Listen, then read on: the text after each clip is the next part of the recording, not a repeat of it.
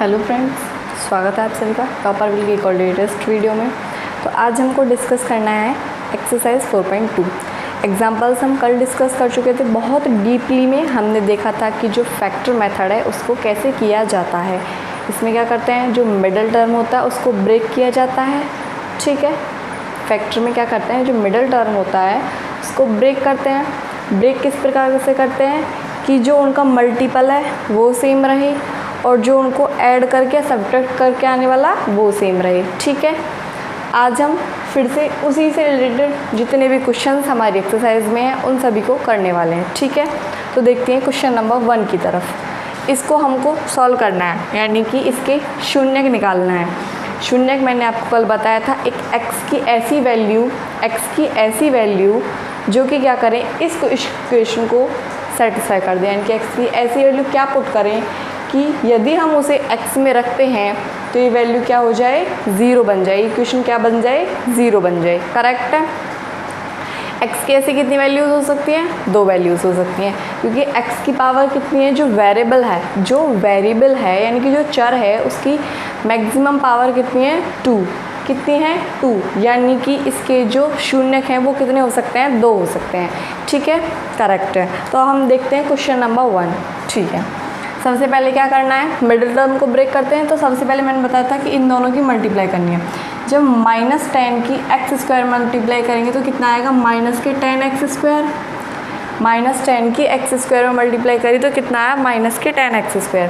अब इसको ऐसे फैक्टर करने हैं कि इनको घटाने पर क्या आना चाहिए, 3 आना चाहिए। क्या आना चाहिए, 3 आना चाहिए। तो 10 के ऐसे फैक्टर क्या होंगे, 10 के फैक्टर क्या हो सकते हैं, 10 के फैक्टर आप देखिए, या तो 1 × 10 हो सकते हैं या फिर क्या हो सकते हैं, 2 × 5 हो सकते हैं। तो 10 × 1 = 10, लेकिन 10 और 1 का जो डिफरेंस है क्या वो 3 आता है, यानी कि ये वाला गलत हो गया, नहीं आता। 5 × 2 = 10, मल्टीप्लाई करने पर 10 आ रहा है, लेकिन क्या इनका डिफरेंस 3 है, इनका डिफरेंस 3 है तो है। 5 में से 3 घटाएंगे तो कितना आएगा, 3 आएगा। ठीक है, 5 में से 2 घटाएंगे तो कितना आएगा, 3 आएगा। करेक्ट, यानी कि फैक्टर क्या हो जाएंगे, 2 और 5। तो 2x और 5x ये हमारे फैक्टर हो गए। अब जो 3x है वो कैसा चाहिए हमें, माइनस का चाहिए। माइनस का 3x कब मिल सकता है, अगर मैं इसे माइनस कर दूं इसे प्लस कर दूं तो कितना मिलेगा हमें, प्लस का 3x मिलेगा। लेकिन अगर मैं इसे माइनस कर दूं और इसे प्लस कर दूं तो कितना मिलेगा, माइनस का 3x मिलेगा। यानी कि ये टर्म क्या है, हमारे सही है। और इन दोनों की मल्टीप्लाई करते हैं तो माइनस का 10x² मिलता है। यानी कि अब हमारा जो फैक्टर है वो क्या है, एकदम करेक्ट है। ठीक है, तो x², ये मिडिल टर्म को ब्रेक करके लिखी है, 3x को -3x को ब्रेक करके हमने ये चीज़ लिखी है। यानी -3x की जगह पे हम ये लिख सकते हैं, +2x - 5x। ये चीज़ भी तो -3x ही है। ठीक है ना, -10 = 0। यहाँ से देखिए क्या कॉमन आ रहा है, यहाँ से x हमारा कॉमन ले सकते हैं हम, क्योंकि x दोनों टर्म में है। तो यहाँ पे क्या बच जाएगा, x प्लस, यहाँ से x तो बाहर आ गया तो यहाँ पे क्या बचा, 2 माइनस कॉमन ले सकते हैं 5। यहाँ कितना बचा, x, 5 बाहर आ गया तो x बचा। यहाँ पे कितना बचेगा, 2। लेकिन यहाँ पे क्या चाहिए हमको, माइनस। यहाँ अगर मैं माइनस साइन लगाऊं तो क्या मेरे को माइनस मिलेगा, देखते हैं। -5 की x में मल्टीप्लाई करें तो -5x, और जब माइनस की माइनस में मल्टीप्लाई करूँगी तो प्लस हो जाएगा। लेकिन मुझे क्या चाहिए, माइनस। लेकिन माइनस की मल्टीप्लाई करने में प्लस मिल रहा था, और माइनस की प्लस में मल्टीप्लाई करेंगे तो क्या हो जाएगा, माइनस। यानी कि यहाँ पे क्या आएगा, += 0। और यहाँ से हम अपनी इक्वेशन को चेक कर सकते हैं कि यदि ये दोनों टर्म हमारे सेम आ रहे हैं तो जो जितना भी सवाल अभी तक हम कर चुके हैं वो क्या है, हमारा सही है। यानी कि x + 2 और दूसरा ब्रैकेट क्या बनेगा, x - 5 = 0। ठीक है, अब मैंने बताया था आपको लास्ट क्लास में कि यहाँ पे क्या लगती है, आइदर कंडीशन। यानी कि a और b, मान लीजिए ये दोनों कोई रियल वैल्यू हैं, ए और बी दो रियल वैल्यू हैं, उनका प्रोडक्ट क्या आ रहा है 0, ए क्रॉस बी, ए इंटू बी क्या आ रहा है 0, तो क्या हो सकता है या तो ए 0 होगा या बी 0 होगा, आइदर कंडीशन लगी, या तो इसको ही इंग्लिश में बोलते हैं आइदर, ठीक है, या तो ये 0 होगा या ये 0 होगा, दोनों में से एक चीज़ 0 होगी, ठीक है। तो यहाँ पे आइदर कंडीशन लगती है जो हम उसे फॉलो करते हैं, तो क्या बोलेंगे x+2 बराबर 0 होगा, यदि x+2 बराबर 0 होगा तो x बराबर क्या होगा -2, ठीक है, और दूसरा x-5 बराबर 0 होगा तो x बराबर क्या होगा 5। तो ये हमारी x की क्या आ गई, दो वैल्यू निकल कर आ गई, और जब इन दोनों वैल्यू को हम इस इक्वेशन में पुट करेंगे तो ये वाली जो इक्वेशन है हमें रिजल्ट क्या देगी, रिजल्ट देगी 0, ठीक है, करेक्ट है। अब हम देखते हैं क्वेश्चन नंबर 2, ये है हमारा क्वेश्चन नंबर 2। अब इसमें क्या करना है, सबसे पहले इनकी मल्टीप्लाई करनी है, तो -6 की 2 में मल्टीप्लाई करेंगे तो -12x²। अब 12 के ऐसे फैक्टर करने हैं जिनका जो डिफरेंस है, यानी कि जिनको घटाने पर क्या आना चाहिए 1, तो क्या हो जाएंगे 4 3 12, 4 3 12, या फिर 6 2 12 हो सकता है, लेकिन इनका डिफरेंस 1 नहीं आएगा, 4 3 12, इनका डिफरेंस क्या आएगा 1, यानी कि 4x और 3x, 4x और 3x। अब देखिए कि ये कैसा है प्लस का, यानी कि प्लस की क्वांटिटी कैसी चाहिए हमको ज़्यादा, यानी कि ये प्लस का होगा और ये माइनस का होगा, ठीक है, मिडिल टर्म ब्रेक हो गया। मिडिल टर्म ब्रेक हो गया तो इसको हम सिंपली कर सकते हैं, +4x - 3x लिख सकते हैं मिडिल टर्म की जगह पे, -6 = 0। यहाँ से देखिए, यहाँ पे 2 यहाँ पर भी है और लेकिन 2 यहाँ पर भी है, 4 में भी 2 छुपा हुआ है, क्योंकि 4 को क्या लिख सकते हैं 2 × 2, यानी कि 2 और क्या है बाहर x, तो यहाँ पर क्या बच गया, x बच गया, एक x बच गया, 2 भी बाहर आ गया, x भी बाहर आ गया, प्लस यहाँ से 2 बाहर आ गया तो भीतर एक 2 बचा और x ऑलरेडी बाहर ही आ गया, यहाँ से -3 कॉमन ले लिया, यहाँ पे क्या बचा x, यहाँ पे सेम दैट वही वाली कंडीशन जैसे यहाँ पे बन रही थी, तो यहाँ पे क्या आएगा प्लस, क्योंकि प्लस माइनस माइनस। अब 6 से 3 तो बाहर आ गया, लेकिन भीतर क्या बच गया 2, ठीक है, करेक्ट है। ये दोनों टर्म कैसे आ रहे हैं सेम, यानी कि x+2 और 2x - 3 = क्या होगा 0, और यहाँ पे क्या लग जाएगी आइदर कंडीशन, इफ x+2 = 0 तो x बराबर -2 एंड 2x - 3 = 0, तो ये वाली चीज़ माइनस है, इधर जाके पॉजिटिव हो जाएगी, तो 2x = 3 और x = क्या हो जाएगा 3/2, ठीक है। अब x की दो हमारे पास वैल्यूज़ आ चुकी हैं और जिनको हम यदि इस इक्वेशन में पुट करते हैं तो ये इक्वेशन क्या बन जाएगी 0। आप चाहें तो स्क्रीनशॉट ले सकते हैं, ठीक है। तो क्वेश्चन नंबर 3 देखते हैं। क्वेश्चन नंबर 3 में कोई दिक्कत वाली बात नहीं है, ये रूट को देख के डरा करो मत, ठीक है, रूट डरने वाली बिल्कुल बात नहीं है, बहुत सिंपल चीज़ है। सबसे पहले हम वही करेंगे कि इन दोनों की मल्टीप्लाई करनी है, यानी कि √2x² × 5√2, ठीक है, इन दोनों की मल्टीप्लाई कितना आएगा 10x²। अब ये 10x² कैसे आया देखिए, 5 तो हमारा एज इट इज़ है, 5√2 की मल्टीप्लाई करनी है √2 में, ठीक है, 5 × √2 लिख सकते हैं इसे। अब आप देखिए √2 की √2 में मल्टीप्लाई करते हैं तो क्या आता है, √2 की √2 में मल्टीप्लाई करते हैं तो आता है 2, ठीक है, ये हो गया 10। अब √2 की √2 में मल्टीप्लाई करने से 2 कैसे आता है वो भी तो पता होना चाहिए। देखिए √2 का मतलब होता है पावर हाफ, इसे हम ऐसे लिख सकते हैं × 2 की पावर हाफ लिख सकते हैं। और जब बेस सेम होता है तो पावर क्या होती है, जुड़ जाती हैं। 9th क्लास में पढ़ा था कि जब बेस सेम होता है तो पावर क्या होती है, जुड़ जाती हैं, यानी कि 2 की पावर हाफ प्लस हाफ, आधा आधा जुड़ के क्या हो जाएगा 2 की पावर 1, और 1 को कैसे लिख सकते हैं हम = 2। तो ये चीज़ आपको क्लियर होगी कि 10 कहाँ से आया है, ठीक है। अब हमें 10 के ऐसे फैक्टर करने हैं कि 10 के ऐसे फैक्टर करने हैं कि इनको जोड़ने पे क्या आए 7 आए, तो 5 और 2 हो जाएंगे 5x और 2x, दोनों पॉजिटिव होंगे, नंबर भी हमें पॉजिटिव ही चाहिए, जोड़ने भी हैं हमें, यानी कि मिडिल टर्म 7x को तोड़ के हम क्या लिख सकते हैं 5x + 2x, अब आगे देखते हैं हम, √2x² plus 5x plus 2x plus 5√2 is equals to 2। अब आप देखिए कि 2 को हम क्या लिख पा रहे थे, √2 इंटू √2, यानी कि ये चीज़ याद रखना, √2 इंटू √2 क्या हो सकता है, 2 हो सकता है। और ऐसा कोई भी हो सकता है, a यदि कोई भी रियल वैल्यू है, एनी रियल नंबर है a, तो उसको हम √a इंटू √a की फॉर्म में लिख सकते हैं। ठीक है, करेक्ट है। अब यहाँ से देखिए, यहाँ पर कुछ कॉमन है, x कॉमन है। क्या कॉमन है, x, तो क्या बाहर आ जाएगा x, यहाँ पे क्या बचेगा, √2x, एक x बाहर आ गया, एक x भीतर बच गया और √2 भी क्या रहा भीतर, प्लस यहाँ से x बाहर आ गया तो क्या बचा, सिर्फ 5।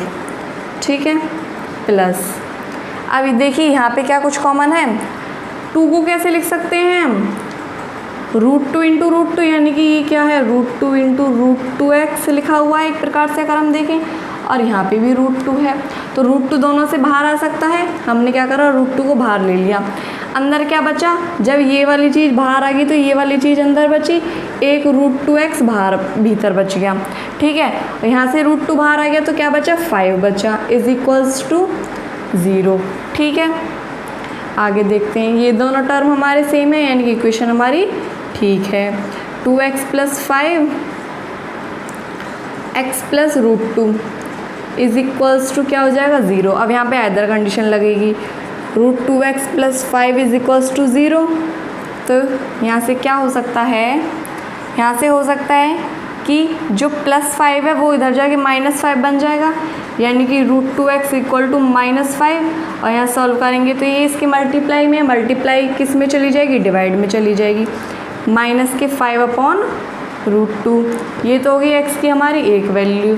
अभी एक और निकालनी है x प्लस √2 से, यानी कि x plus √2 is equals to क्या हो गया, 0, और जब ये वाली चीज़ इधर जाएगी तो क्या हो जाएगी, नेगेटिव, क्या हो जाएगा, -√2, यानी कि x की 2 वैल्यू हमारे पास आ गई, जिनको यदि हम इस इक्वेशन में रखते हैं तो वो क्या होंगे, इस इक्वेशन को सेटिस्फाई करेंगी। ठीक है, अब हम देखते हैं क्वेश्चन नंबर 4, थोड़ा सा साइड से रफ कर लेते हैं।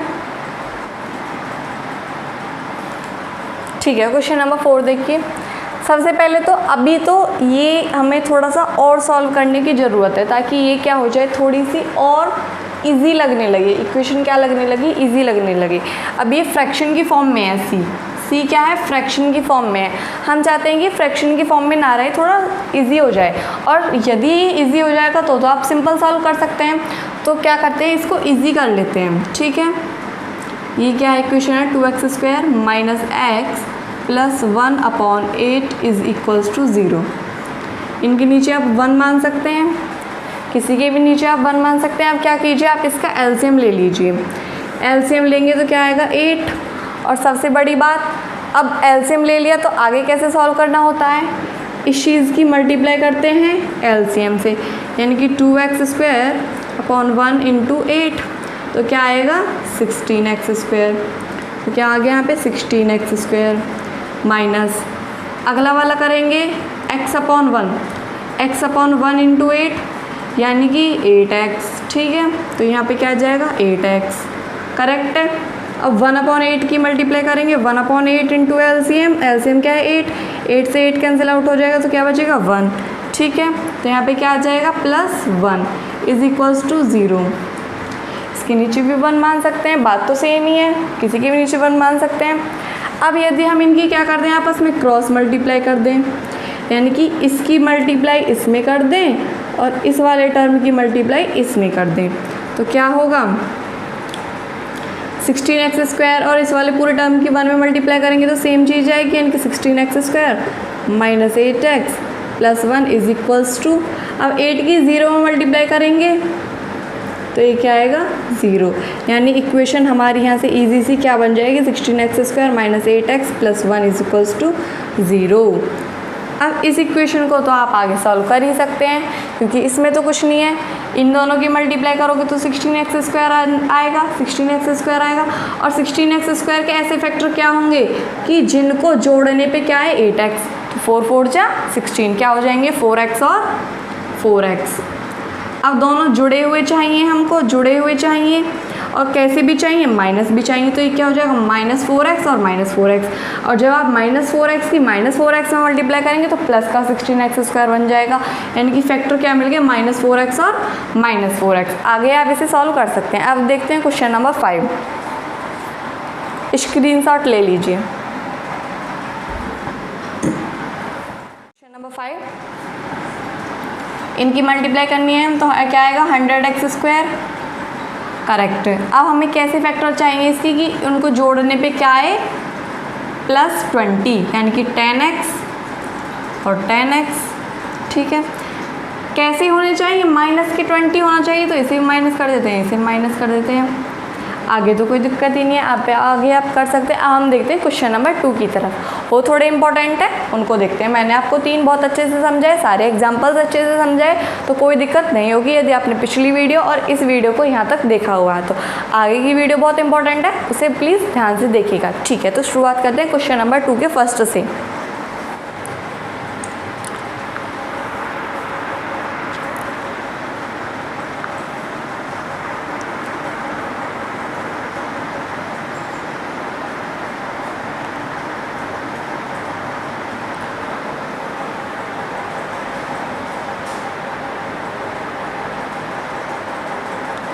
देखिए क्वेश्चन नंबर 2 आपको यहाँ पे शो हो रहा होगा, देखिए उसे क्या कह रहा है कि उदाहरण 1 में दी गई समस्याओं को हल कीजिए।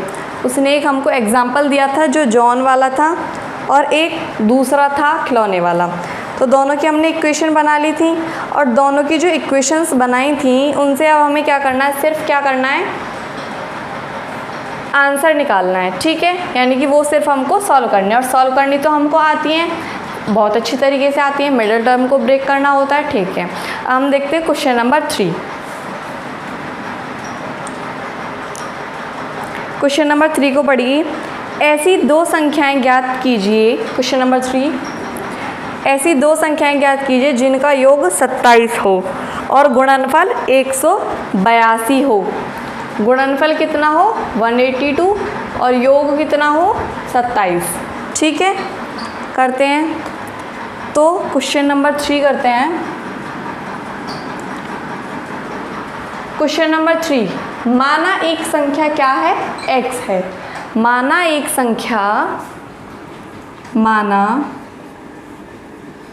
एक संख्या क्या है, x है, ठीक है। अब 2 संख्याओं का योग कितना है 27, यानी कि 10 + 17 मिलके क्या बना रहे हैं 27। जब एक संख्या 10 है, दूसरी वाली हमको पता ही नहीं क्या है, तो दूसरी वाली क्या होगी, दूसरी वाली क्या होगी 27 में से 10 घटाएंगे, हटाकर निकाली जाएगी। तो एक संख्या x है, तो यहाँ से दूसरी संख्या क्या होगी, दूसरी संख्या होगी 27 - x, ठीक है। अब उसने कहा है कि जो इन दोनों का गुणनफल है, यानी कि प्रश्न अनुसार यदि इन दोनों नंबर की हम मल्टीप्लाई करते हैं तो क्या आता है, तो आता है हमारा 182। अब हमें इक्वेशन आगे सॉल्व करनी है, तो x की 27 में मल्टीप्लाई करेंगे तो 27x माइनस x की x में मल्टीप्लाई करेंगे तो x² = 182। 182 को इधर ले आते हैं, 27x - x² - 182 = 0। ये क्या है -x²। हम क्या करते हैं, पूरे टर्म को माइनस से मल्टीप्लाई कर देते हैं, तो +x² हो जाएगा। ये प्लस का था तो ये कैसा हो जाएगा, माइनस का हो जाएगा, और ये माइनस था तो ये कैसा हो जाएगा, प्लस हो जाएगा। अब क्या करना है, इसको आगे सॉल्व करना है। तो सॉल्व करने के लिए आगे करते हैं हम इसको। 182 के ऐसे फैक्टर क्या होंगे, 182 के ऐसे फैक्टर क्या होंगे कि जिनको जोड़ने पे क्या आए 27 आई, तो वो होंगे 13 और 14। क्योंकि इनकी मल्टीप्लाई करने पे क्या आ रहा है 182x² प्लस का आ रहा है, और इनके फैक्टर क्या होंगे 13x और 14x, क्या होंगे 13x और 14x, दोनों कैसे चाहिए माइनस में, यानी कि माइनस माइनस। आगे आप इसे सॉल्व कर सकते हैं इजीली, कोई दिक्कत वाली बात नहीं। अब हम देखते हैं क्वेश्चन नंबर 4।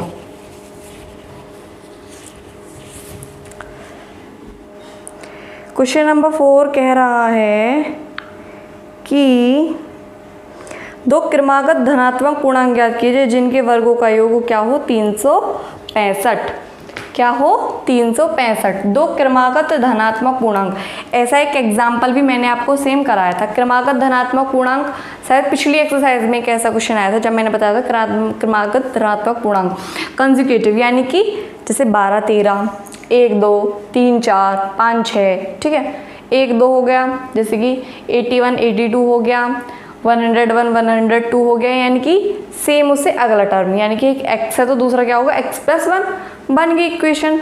आगे तो कुछ करना ही नहीं है, यानी कि +1 होने वाला है। माना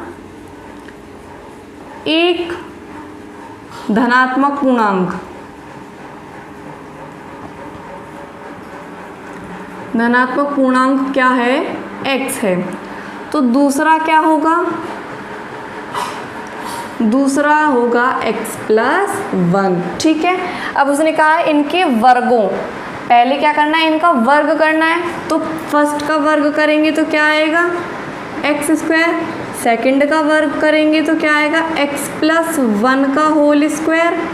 अगर हम इसे आगे सॉल्व करते हैं तो x² + 1 + 2x 2ab, ठीक है, ये हो गया। इनके वर्गों का योग क्या है 365।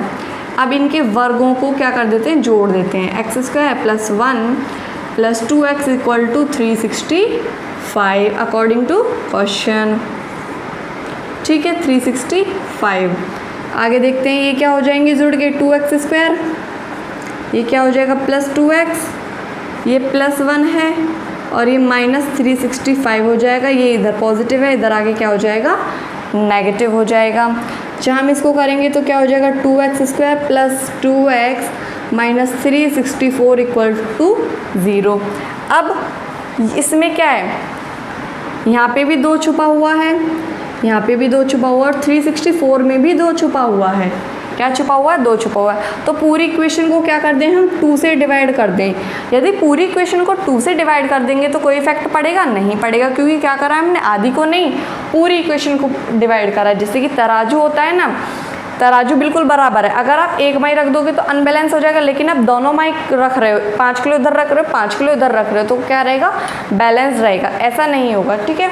तो पूरी इक्वेशन को 2 से डिवाइड करते हैं। जब पूरी इक्वेशन को 2 से डिवाइड करेंगे तो ये क्या हो जाएगा, थोड़ी ईजी हो जाएगी, x² हो जाएगा, ये इसे 2 से डिवाइड करेंगे तो ये कट जाएंगे तो क्या बचेगा x, इसे करेंगे तो क्या हो जाएगा 1 8 और क्या हो जाएगा 2 = 0। ये बन गई हमारी इक्वेशन x² - + x - 182 = 0। अब 182 के हमें ऐसे फैक्टर चाहिए कि क्या हो 182 के ऐसे फैक्टर चाहिए हमें कि जो उनका डिफरेंस है, डिफरेंस क्या है, क्या आना चाहिए, डिफरेंस आना चाहिए 1।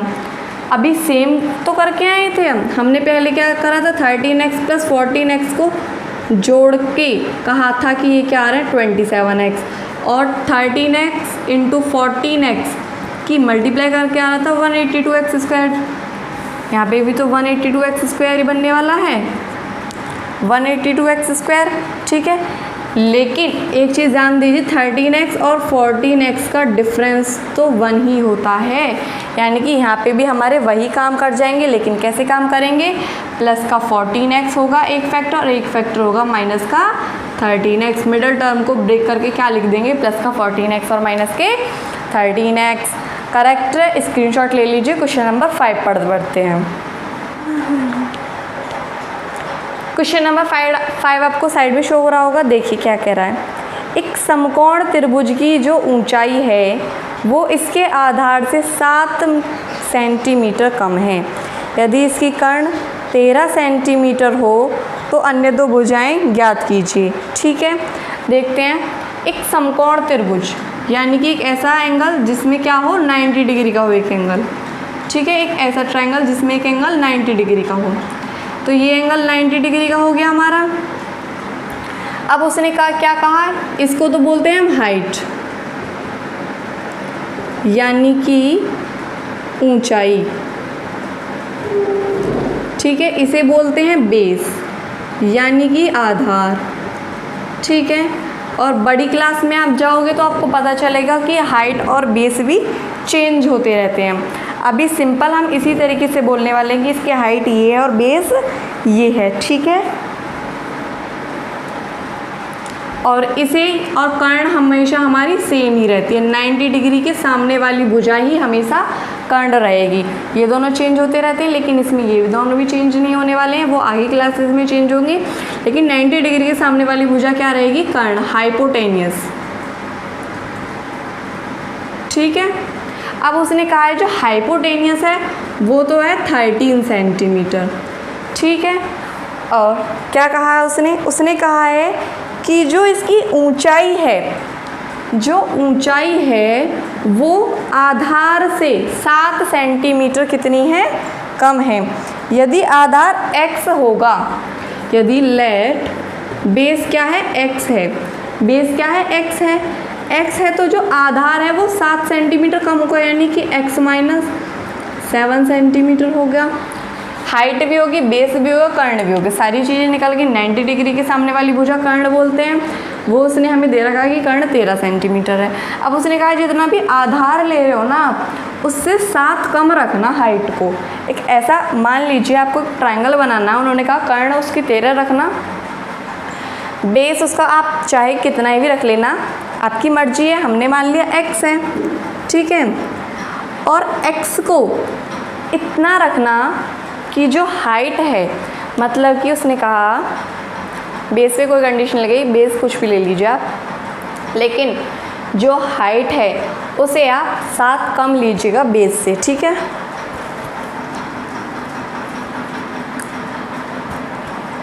ठीक है, तो इसमें क्या होता है, हाइपोटेनियस का स्क्वायर बराबर होता है हाइट का स्क्वायर। ये है पाइथागोरस थ्योरम जो कि आपने सभी ने पढ़ी होगी। ठीक है, ये वाला फॉर्मूला इसमें पुट होना है। तो बेस कितना है, एक्स स्क्वायर, इस वाले टर्म को यहाँ पे मान लीजिए, इस वाले टर्म को यहाँ पे मान लीजिए, थोड़ा सा सॉल्व करने के लिए। बेस क्या है, एक्स स्क्वायर, हाइट क्या है, एक्स माइनस 7 का होल स्क्वायर, हाइपोटेनस क्या है 13 का स्क्वायर, 13 का स्क्वायर होता है 169, एक्स स्क्वायर प्लस इसे खोलेंगे तो क्या हो जाएगा, x square plus 49 a square plus b square minus 2ab is equals to 169। जब इसे इधर लेके आएंगे तो कैसा हो जाएगा, नेगेटिव हो जाएगा। X square plus x square 2x square minus 14x minus 14x plus 49 minus 169 is equals to 0। जब आगे सॉल्व करेंगे तो 2x square minus 14x plus ये कितना हो जाएगा 0 और ये आगे क्या हो जाएगा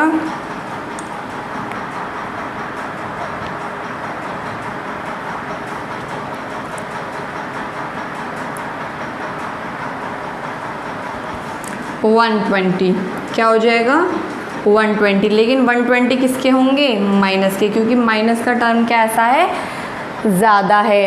अब फिर से हम इस इक्वेशन को 2 से डिवाइड कर लेते हैं इजी बनाने के लिए। तो क्या हो जाएगा x square minus 7x minus 60 is equals to 0। अब 60 के ऐसे फैक्टर चाहिए हमको, 60 के ऐसे फैक्टर चाहिए कि उनको जो डिफरेंस है वो क्या आए 7, उनका जो डिफरेंस है वो क्या आए 7। तो कितना हो जाएगा 12x और 5x, 12 5 जो 60 मल्टीप्लाई करके आ रहा है और इसे आप माइनस करा के इसे आप प्लस करा के तो क्या हो जाएंगे, मिडिल टर्म ब्रेक हो जाएगा। हम देखते हैं क्वेश्चन नंबर 6।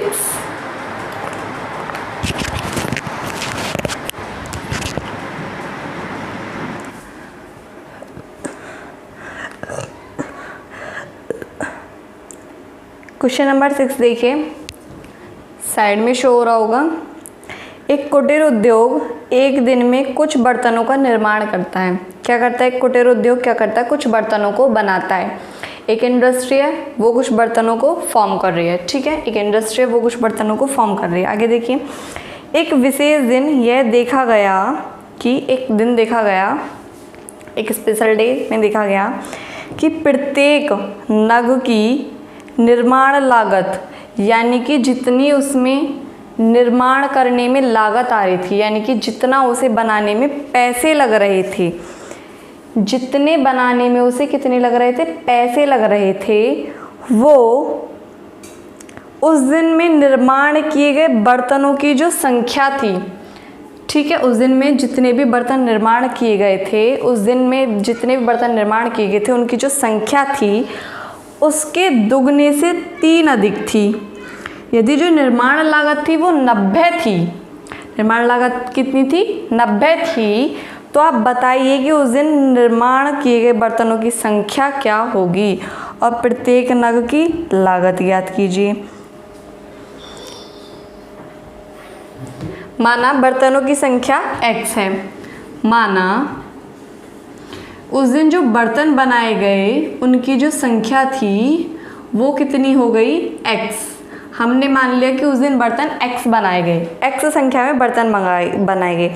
तो जो एक नग की लागत है, जो नग है उसकी लागत कितनी है, यानी कि उसको कितने रुपए में बनाया गया था? उसको बनाया गया था उस दिन जितने बर्तन बनाए गए थे उनके दुगने, यानी कि 2x से 3 अधिक में क्या बनाए गए थे? उस दिन लागत थी। ठीक है, उस दिन क्या थी? नग की लागत कितनी थी? उस दिन बनाए गए बर्तनों की संख्या के दुगने से 3 अधिक। ठीक है, अब आगे देखिए, अब कुल निर्माण लागत कितनी आई? 90 रुपये। कुल निर्माण लागत आई 90 रुपये।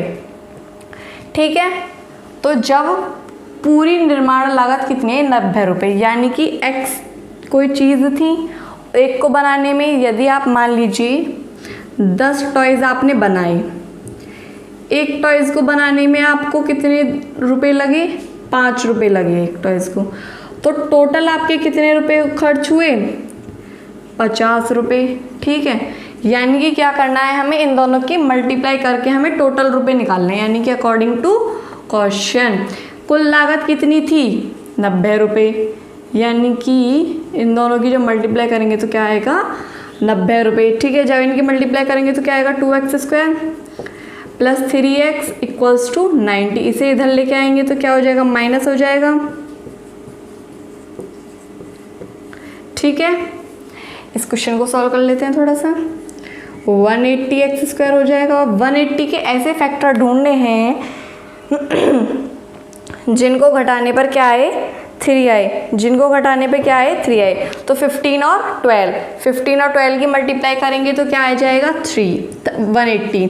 15x और 12x, ये प्लस का हो गया, ये माइनस का हो गया, क्योंकि हमें क्या चाहिए? चीज़ प्लस की। जब हम इसे यहाँ पे सॉल्व करते हैं तो क्या होगा? जब हम इसे सॉल्व करेंगे तो क्या हो जाएगा? 2x² plus 15x minus 12x minus 90 is equals to 0। यहाँ से क्या कॉमन आ रहा है? x, तो क्या बचा? 2x अंदर प्लस 15 बचा। यहाँ से क्या कॉमन आ रहा है? माइनस के 12। यहाँ पे क्या बचा? x और यहाँ पे प्लस 15, क्योंकि 12 के और 15 की मल्टीप्लाई करते हैं तो क्या मिलता है? 90। सॉरी,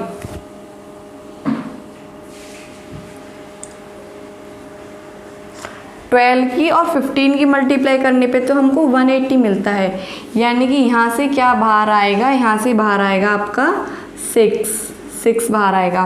क्या बाहर आएगा? 6 और 15 की मल्टी 15 6 90 और 6 2 12। ठीक है, तो x माइनस 6 एक टर्म हो गया, दूसरा टर्म हो गया 2x plus 15 is equals to 0। यहाँ से देखते हैं, एक में x बराबर 6 मिल रहा है इस वाले से, दूसरे से देखते हैं 2x plus 15 is equals to 0। ये इधर जाके नेगेटिव हो जाएगा, 2x equal to minus 15, x equal to minus 15/2। ठीक है, अब x क्या थी? बर्तनों की संख्या। x क्या थी, बर्तनों की संख्या। क्या बर्तनों की संख्या -15/2 हो सकती है कभी भी? नहीं हो सकती। संख्या तो पॉजिटिव होगी हमेशा, और वो भी कैसी होगी, इंटीजर फॉर्म में होगी। यानी कि x बराबर क्या लेंगे हम यहाँ पे 6 लेंगे। यानी कि उस दिन कितने बर्तन बनाए गए थे, 6।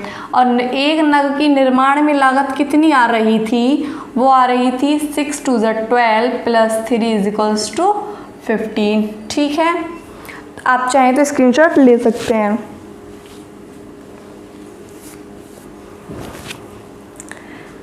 अगर आपको वीडियो अच्छी लगी हो तो वीडियो को लाइक करें, कमेंट करें और शेयर करें। Thank you so much.